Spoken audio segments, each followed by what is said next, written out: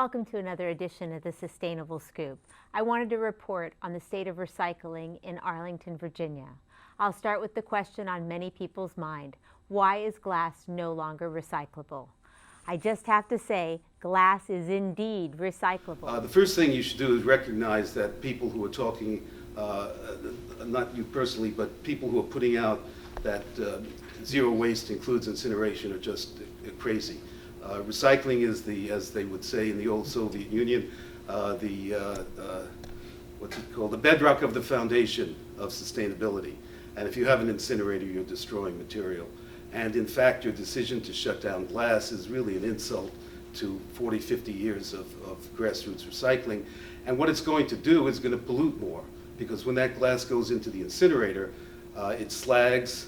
You're going to have to use some systems have to actually use dynamite to break up the slags.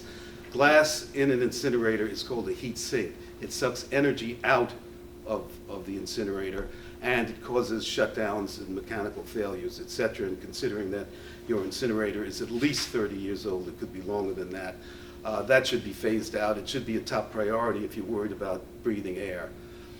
And you also are surrounded by the Lawton incinerator, which is just adding to your problems. An incinerator generally impacts, air pollution-wise, generally impacts about 400 miles in circumference around the incinerator. And when the ash gets put into the ground, the ground plume, the water plume underneath in the soil, it will run 40 to 50 miles all around. So both from soil and air and water, you're polluting. Yes. So there are many aspects of what's going on that are so structurally fundamental that you're not addressing here, that you really do need a workshop for citizens.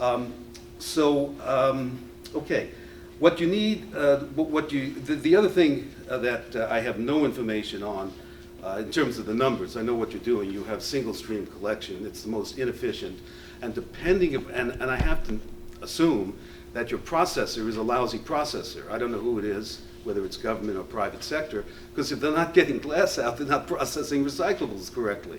And in fact, there's a rule of thumb: the larger your processing system, the worse your glass situation is going to be. And I can give you an example. DC, Baltimore, possibly you here, I don't know, send their recyclables to Waste Management Inc.'s facility in Elkridge, Maryland. It's for DC, it's a 40-mile run, which is incredibly expensive. And DC has to pay $25 a ton surcharge for glass. So the glass, they pay for shipping the glass, which is pretty heavy, 40 miles, processed, but the processing is not good enough, so the glass has to go into a landfill. So DC is paying $140 for recycling plus $25 for glass, and the glass goes into the landfill. So it's Kafkaesque, to say the least. I just completed a project for the DC government. Now I'm working in Baltimore on what to do with glass. And there are many, many solutions. And in fact, the leading glass processors are tearing their hair out because the propaganda is that glass isn't valuable and it's not worth recycling. It's just the opposite. Glass saves an incredible amount of energy.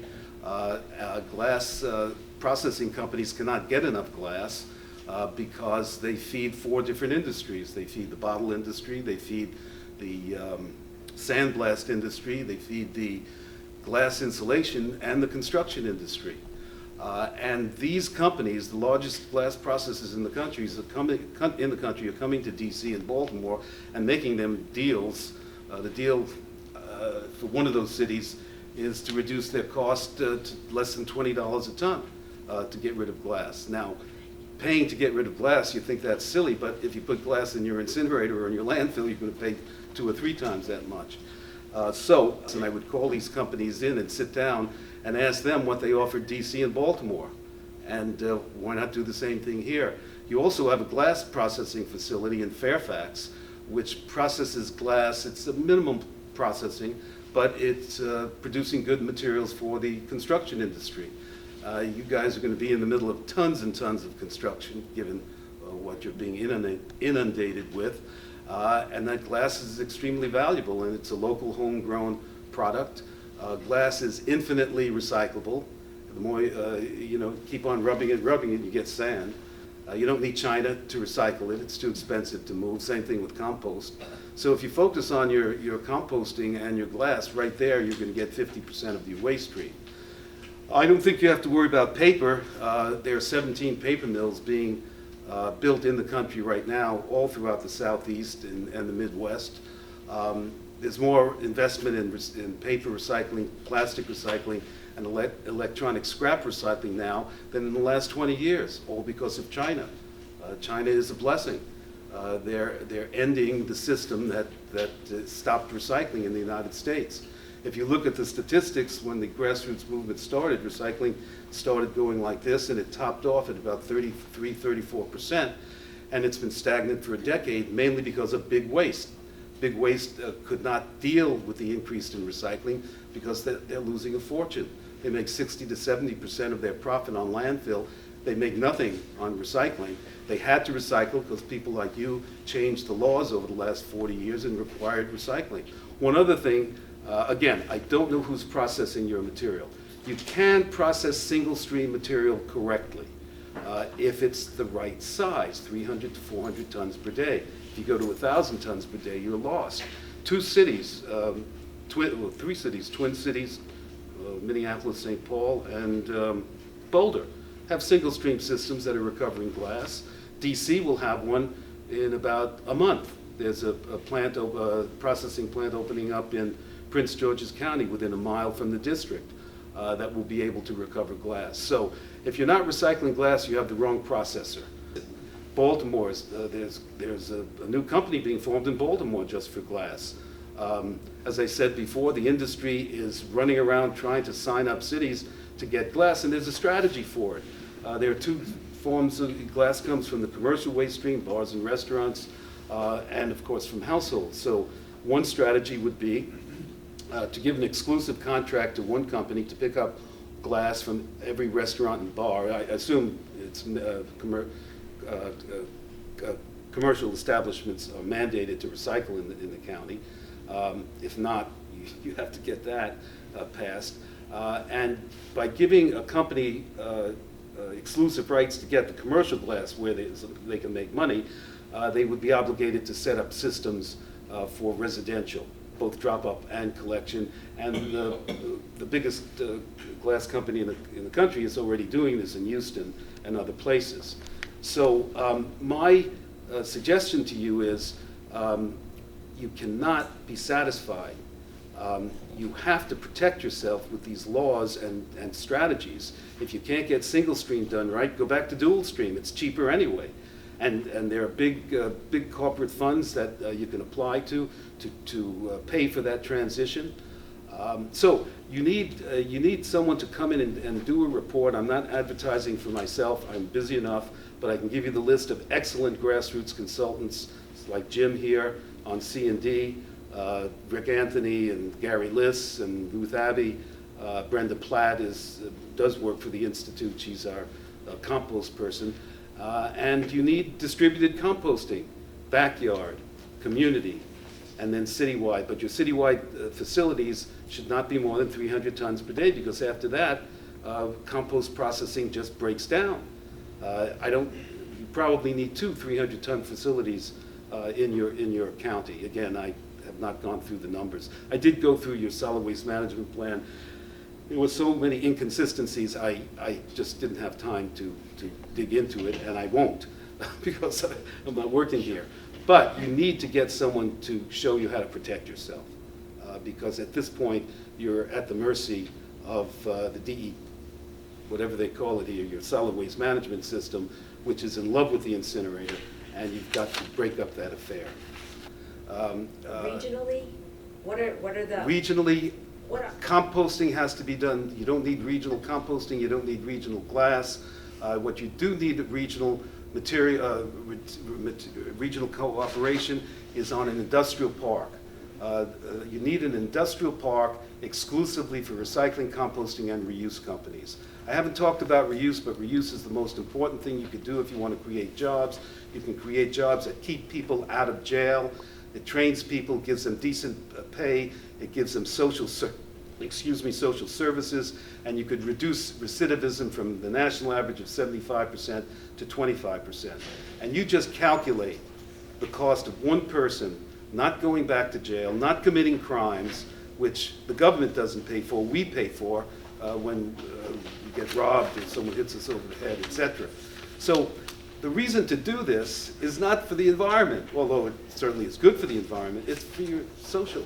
It's for your social stability, it's for your social fabric. The other, well, there are many other issues which there's just not enough time to get into, but it all fits around the fact that you folks, can control the raw material flowing through your system. You could create jobs from it, you could stop the pollution from it, but you can't leave it up to the DPW. In some cities you can, because they're on board. They're the new generation. They're the new paradigm thinkers. But in most, you're dealing with people who love incineration because it's so convenient. You don't have to do anything different. And no one sees what's coming up, going out. And you need constant monitoring. You should talk to Mike Ewall, Energy Justice Network. He will tell you the technology that's available to have constant monitoring of that incinerator, plus putting it on your TV screen so everybody could see what's coming out of that system. And it will get you angry. It will certainly get you angry. And if you're old or young, you're in danger. I think it's $53 million a year that Baltimore pays for kids going to the emergency room for asthma. And NOx is the leading aggravator of asthma in people. So garbage is more than just what you put in your garbage or recycling can. It really is the basis of sustainability. If you can't deal with your waste properly, you cannot have a sustainable community. Get rid of single-use plastics, which is happening, as you know. But the best thing for source reduction actually has nothing to do with the materials. It has to do with the collection system. Use unit pricing. Charge people for the amount of garbage they put on the curb. Do not charge them for the recycling or the composting they put out on the curb. And you will see a 40% reduction in your waste within 1 year. This statistic has been tried. There are 2,000 communities in the country that use real pay-as-you-throw unit pricing. There are 5,000 that attempt it, but they were really just about 2,000. Each of those 2,000 cities, you could read the statistics, 40% reduction because of increased recycling, increased composting, and changing purchasing habits. People, if they're paying for what they put out, they don't bring things in their house that they're going to have to pay to get rid of. It's kind of like you don't open your windows and put on the heat in the middle of December. It doesn't make sense, and you're going to pay for it. Same thing with not fixing the leaks in your water heater or whatever, water. These precious energy, water, these are garbage, these are precious things, and you have to control them, and the best way to control them in this society is through charging. It's not true of every society. You go to Italy, a bunch of anarchists, so they do it right. They have 8 different things. You don't have to give them incentives. If there's anyone Italian here, you could verify what I'm saying. I grew up in an Italian neighborhood, so I feel Second Chance is taking down houses here. It's wonderful. I get all my wife's Christmas presents at Second Chance. They've got wonderful old stuff. I would talk to them about setting up a satellite operation here, just to give you one sense of how important they are to the city of Baltimore. We trained their first 6 workers in 2003, and they got this incredible warehouse for free from the city. In exchange for every time they have a new job opening, it has to come from the welfare rolls, now called TANF rolls, hard to employ low-income people. They recruit if there's a job opening, they recruit these people. There's a 10-week training program for which they get paid. If they don't screw up, they get a guaranteed job with health insurance. 170 workers now work at Second Chance, up from 16 years ago. Plus, they have a goal. They look for 20% of their employees to get a better job every year. Because they're in the business of materials, but they're also in the people business. Sir. This week, I went to the county website to help all the people who were calling me trying to figure out what to do now. And the county identifies plastics as recyclable. But yet we all know number 6 plastic, aka polystyrene, is not being recycled. Or is it? And I was pretty sure that number 6 was not the only plastic on the list of ones that couldn't be recycled. So I contacted the county's waste management department, and here's how it was explained to me. The recycling processing center, where our single stream recycling is sent, is accepting plastics 1 through 7 and selling mixed bundles of plastics, hoping they'll be recycled. I was correct that number 6 plastic generally is not recycled, but the recycling processing facility currently is not requesting that we exclude number 6 plastic. Specifically, those red Solo cups are in for now. Thus, information on the county's website is correct, and plastics 1 through 7 should be placed in the blue card. If that's a surprise to you, imagine my surprise. Arlington did not invest in regional recycling.